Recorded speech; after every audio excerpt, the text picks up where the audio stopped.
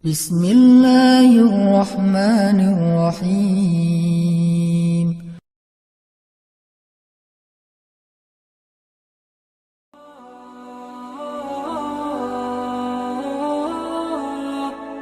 Kalau tadi saya ngasih contoh diselingkuhin itu sebetulnya cuman bercanda ya.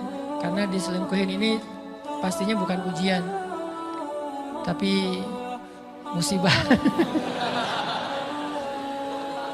Pengkhianatan ya, tidak ada tempat. Gimana kita ngelawan perasaan kita kalau lagi kayak gitu? Gimana kita ngelawan perasaan kita kalau lagi diuji? Gimana cara kita bersabar? Karena iman dan sabar itu bisa dibilang satu paket. Gak disebut orang beriman kalau gak sabar.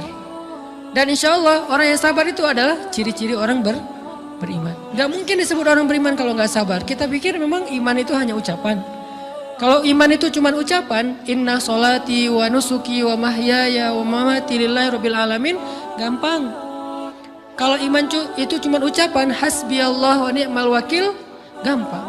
Kalau iman itu cuma ucapan, la haula wa la quwata illa billah, gampang. Kalau iman itu cuma ucapan, iyyaka na'budu wa iyyaka nasta'in, gampang. Tapi Allah mengatakan, wa ma hum bimu'minin. Ahasiban nasu ayyutraku ayyakulu amanna wa hum la yuftanun.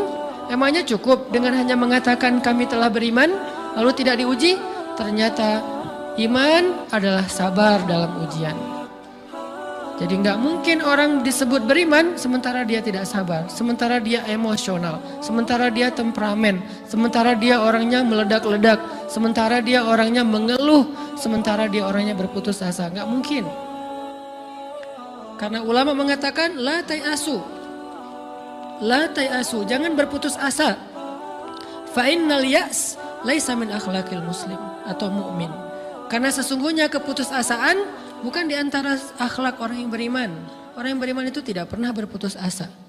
Serumit apapun masalah kita, kalau kita punya yakin sama Allah bahwa Allah ala kulli syai'in qadir, maka kita pasti akan punya harapan.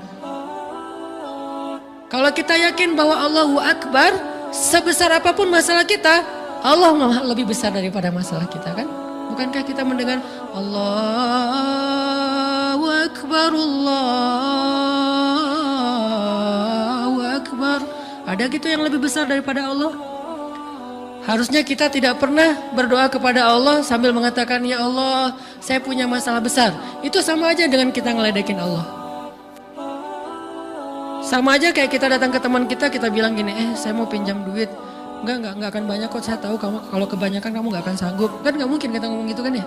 Saya lagi banyak hutang nih, saya mau minta tolong sama kamu. Insya Allah saya gak akan minta seutuhnya. Saya tahu kamu juga kurang duitnya, saya minta dikit-dikit aja lah. Kan gak gitu kan cara kita minta tolong. Sama aja kita doa, ya Allah saya punya masalah besar. Ngomong ke Allah punya masalah besar. Kalau kita ngomong ke manusia kayak gitu wajar. Tapi ke Allah, ya Allah saya punya masalah kecil nih. Apa? Ada hutang sedikit, berapa? 100 M. Allah kan ghaniyun, maha kaya. Jadi jangan pernah mengatakan 100 M itu besar di hadapan Allah. Kita ngeremehin Allah banget.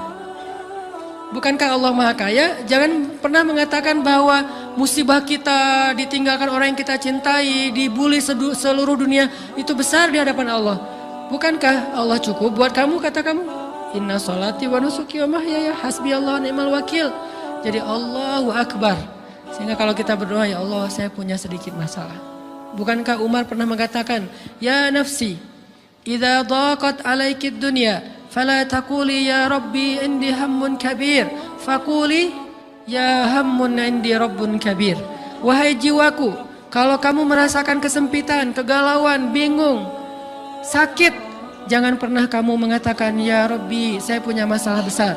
Tapi katakanlah, wahai masalah, saya punya Rabb yang maha besar. Iman dan harapan, berharap, itu nggak bisa dipisahkan. Iman dan sabar itu nggak bisa dipisahkan. Iman dan berserah diri atau menyerahkan urusannya, tawakul atau kita nyebutnya tawakal, nggak bisa dipisahkan. Bagaimana kita mau menyebut diri kita mukmin sementara kita nggak sabar ketika diuji dengan perasaan? Alhamdulillah kalau kita selama ini masih bersabar dengan ujian fisik. Ujian fisik yang setiap hari kita alamin apa? Lelah, capek, pulang kerja, pulang sekolah, pulang dari kampus, ngaji. Capek kan? Belum lagi macet-macetan, belum mandi pula. Dari tadi pagi, dari semalam kurang tidur, dan segala macam. Lelah, capek, ngantuk.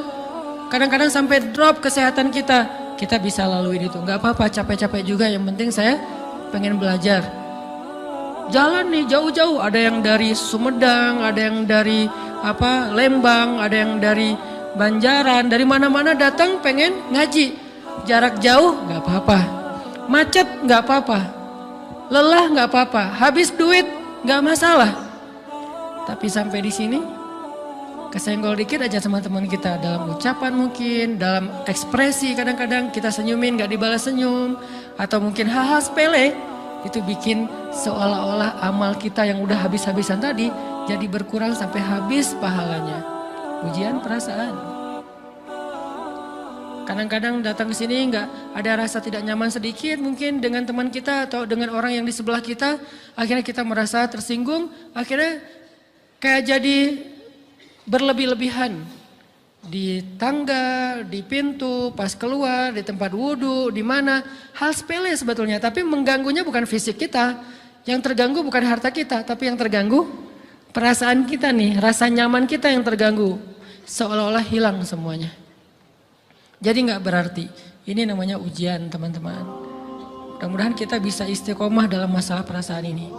Pertanyaan sederhananya adalah gimana sih cara kita menghadapi itu? Saya juga lagi belajar, ini bukan kata saya ya, tapi saya coba merangkum dari beberapa hadis, dari beberapa ayat.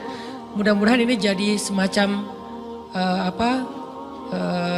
tips dari Allah, dari Rasul, cara kita supaya lebih sabar dalam menghadapi ujian, khususnya ujian perasaan. Pertama, saya mengambil dari hadis riwayat yang diriwayatkan dari Abu Hurairah, hadis Hasan. Nabi SAW mengatakan, "Ma yazalul bala'u bil mu'mini wal mu'minati fi nafsihi wa waladihi wa malihi hatta yalqallaha ta'ala wa ma alaihi khati'ah." Tidaklah seseorang selesai diuji, baik dia laki-laki, orang yang beriman, atau perempuan yang beriman, baik itu ujiannya terjadi pada dirinya, atau melalui anaknya, atau melalui hartanya. Artinya ujian harta, ujian fisik, ujian perasaan, sampai dia bertemu dengan Allah dan dia tidak punya dosa. Apa maksud dari hadis ini? Ujian itu tidak akan berakhir kecuali kalau dosa kita sudah habis. Allah akan menguji kita terus untuk membersihkan diri kita dari dosa. Sehingga yang harus kita coba bangun awareness dalam diri kita kalau lagi diuji, Allah pengen membersihkan dosa saya nih. Sehingga kita ridho dengan ujian, bukan ikhlas ya. Kalau ikhlas ibadah, kalau ujian ridho, rela. Saya ridho ya Allah walaupun ini berat. Saya ridho ya Allah walaupun saya berharap Engkau beri jalan keluar. Saya ridho ya Allah walaupun saya berharap ditolong oleh Allah. Tapi tetap ridho diberikan ujian itu sambil berdoa diberikan jalan keluar, ditolong, diberikan